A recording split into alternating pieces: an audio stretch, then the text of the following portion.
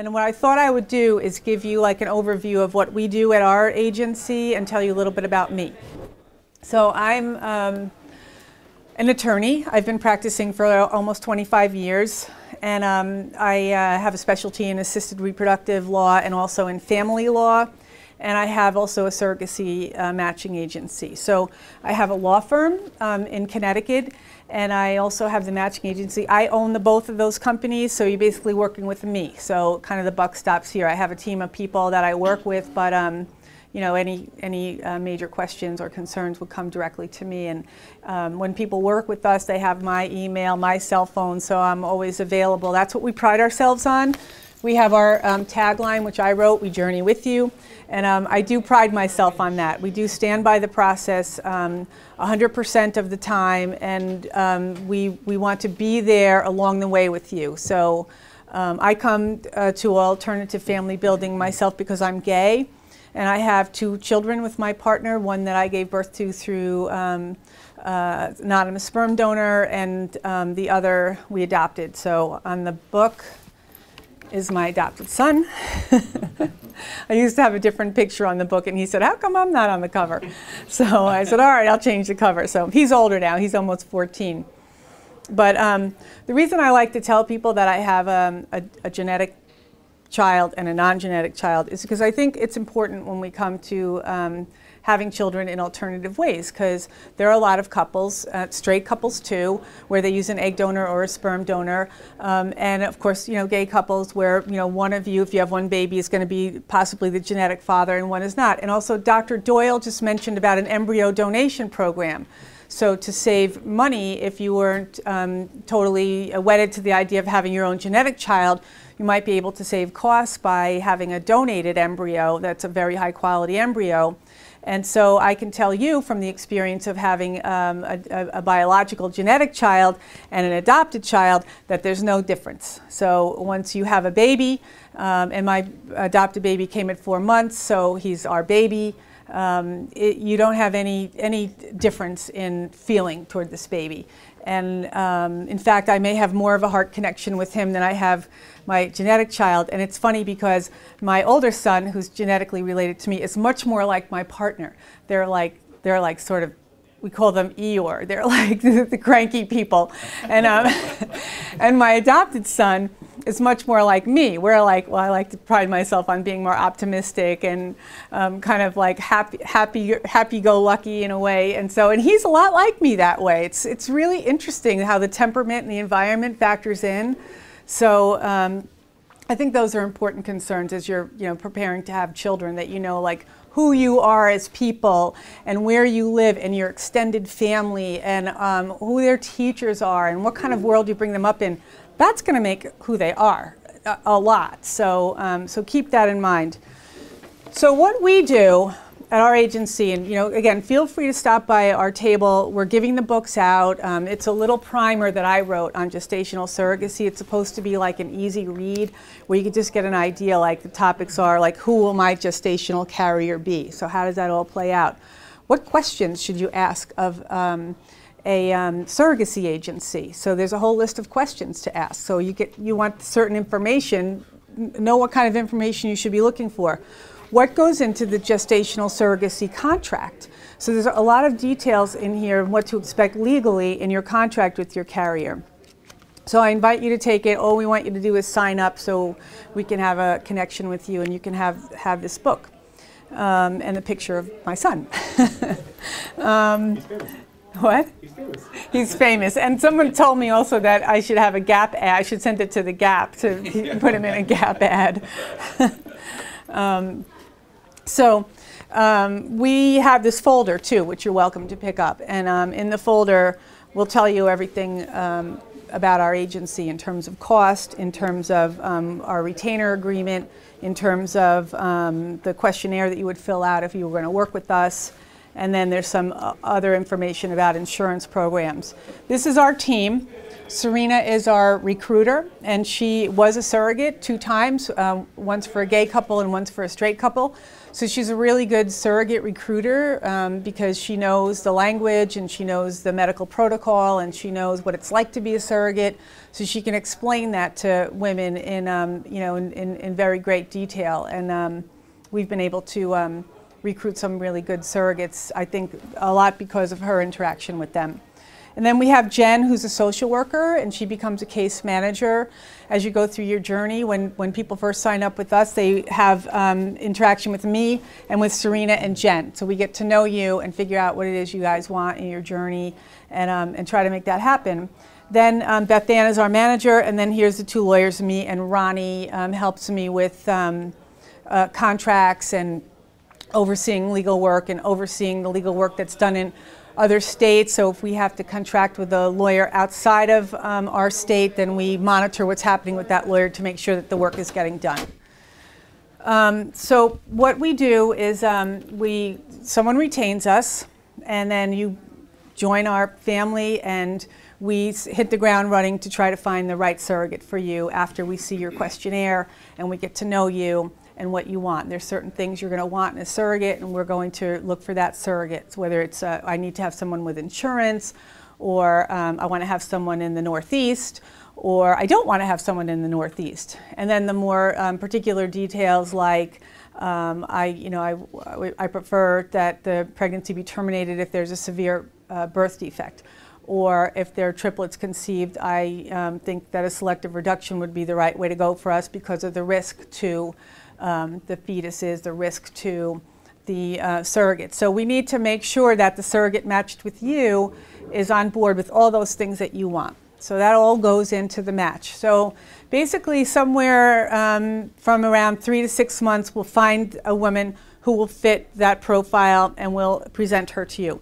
You have perfect freedom to say, no, we don't want that person for this, that, or the other reason, it doesn't matter what, and then we'll move on to another profile for you.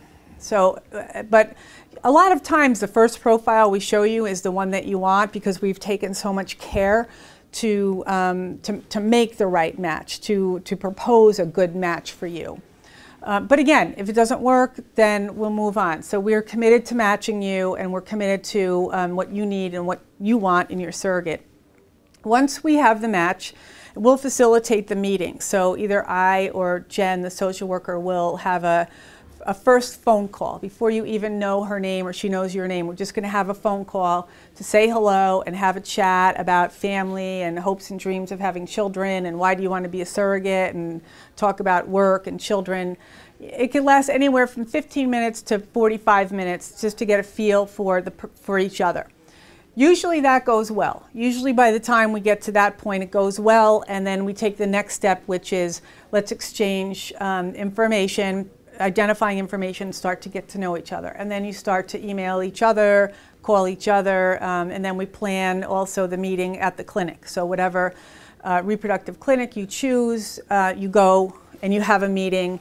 If it's a local clinic, one of us will be there to see everybody. If it's not a local clinic, we'll just make sure that everyone's on board. We mostly work with clinics in New York, New Jersey, or Connecticut, but sometimes people are using the Oregon clinic or the Las Vegas clinic, so we'll do whatever we have to do to make sure everything's getting done properly.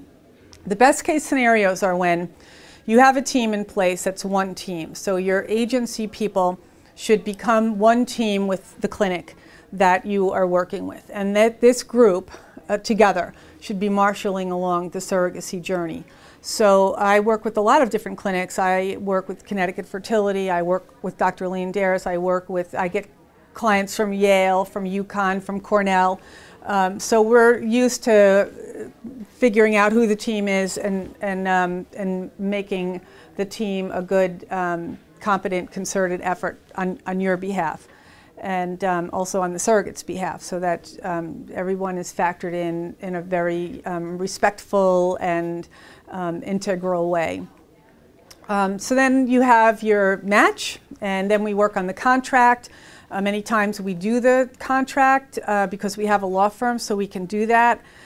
Sometimes, if the surrogate is out of state and the intended parents are out of state, I personally am admitted to practice in New York and Connecticut, but if it's outside of those areas, we would refer you to lawyers that we know. We're fairly well networked throughout the country to help you with the contract. And you're always free to choose your own lawyer. You may know a lawyer or already have a connection with a lawyer that you want to use, and that's perfectly acceptable and good as well.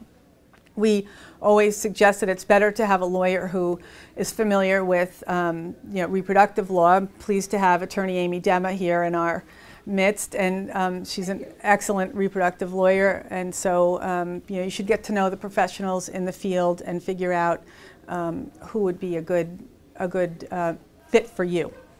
Then, in addition to the contract, which is obviously an important part of your surrogacy match, then comes the legal parentage work, and that's really crucial. So we would want to match you in a state where you can be named the both legal parents prior to the birth. And there are states that, that can be accomplished in. So Connecticut is one of those states. We have the case that was my case in Connecticut, which established the law from the highest court in the land to say that a non-genetic parent who's a party to a surrogacy contract can be named as a legal parent prior to the birth. When was that? That case, 2011. I have the write-up right here if you'd like to have it. It has, see, it has my picture on it. See? I knew you believed me, but I want to show the picture anyway. How many times has that law been used, been actually put into practice since then? Oh my God, countless times. Oh, really? Oh yeah, because we're always going to court for pre-birth orders on surrogacy. Oh no, it was one time that that set the precedent. But prior to this case, a non-genetic parent had to adopt the baby. So whether it was, they couch it in terms of gay rights law at times, but it really applies just as much to straight couples where they have to use an egg donor or a sperm donor. The state of Connecticut was saying, sorry, you know, if you're using a donor gamete, then you have to adopt that baby. So it was the reason why the case went up, because a lot of parties could go back to their home state and do a co-parent adoption. Well, any straight couple could. They could do a step-parent adoption in any state. But not any gay couple could, because not every state recognized co-parent adoption. However, this couple happened to be an international couple, so they had no option. They couldn't even access the courts in any state in the United States. So it was really important to them because they travel around the world for work, and the partner was having to carry a dossier of documents to travel around without his spouse. They were married, so that case allowed that couple to become the two legal parents. Is there any federal law in this regard? No, Amy, there's no federal law, right? Yeah. Is there a need for federal law? Well, there's a need for uniform law. There's a patchwork of laws throughout the country. Every state has different procedures and different laws. But there's reciprocal recognition. For the most part.